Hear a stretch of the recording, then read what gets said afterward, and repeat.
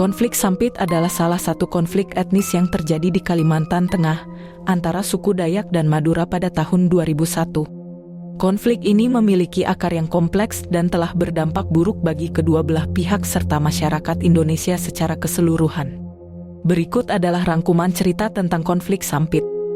Pada akhir tahun 1990 dan awal tahun 2000, Provinsi Kalimantan Tengah menjadi saksi dari meningkatnya ketegangan antara dua kelompok etnis utama. Suku Dayak yang merupakan penduduk asli Kalimantan dan imigran suku Madura dari Pulau Madura, Jawa Timur. Sumber ketegangan termasuk persaingan atas sumber daya alam, pekerjaan, serta konflik sosial dan budaya yang mendalam antara kedua kelompok ini. Konflik berdarah di Sampit dimulai pada bulan Februari 2001, ketika dua pemuda Dayak tewas dalam insiden kekerasan yang melibatkan sekelompok pemuda Madura. Kematian ini memicu serangkaian serangan balasan antara kedua kelompok, menciptakan spiral kekerasan yang meluas secara cepat.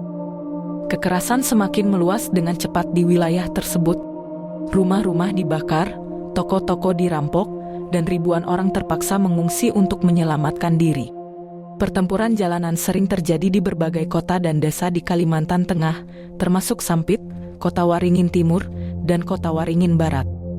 Para pelaku kekerasan, baik dari suku Dayak maupun Madura, diduga menerima dukungan dari pihak ketiga yang berkepentingan, termasuk kelompok-kelompok kriminal, politisi lokal, dan pengusaha yang berusaha memanfaatkan situasi konflik untuk keuntungan mereka sendiri.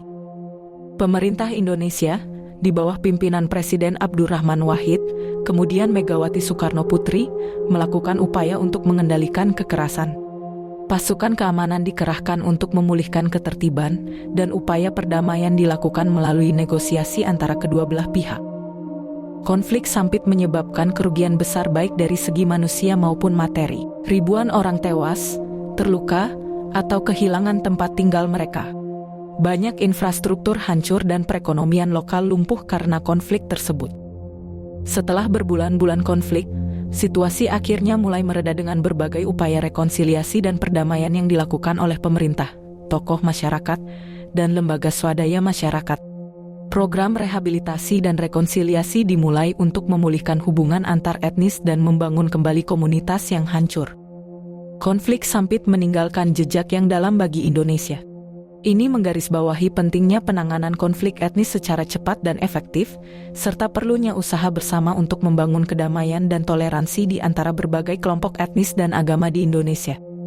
Meskipun konflik secara fisik telah mereda, trauma dan ketegangan antar etnis mungkin berlanjut dalam masyarakat. Pemerintah dan masyarakat setempat harus terus berupaya membangun dialog, saling pengertian, dan kepercayaan antar kelompok untuk mencegah terjadinya konflik serupa di masa depan. Dengan demikian, konflik Sampit tidak hanya menjadi catatan tragis dalam sejarah Indonesia, tetapi juga menjadi pengingat akan pentingnya toleransi, dialog, dan upaya bersama untuk membangun kedamaian di tengah keragaman masyarakat Indonesia.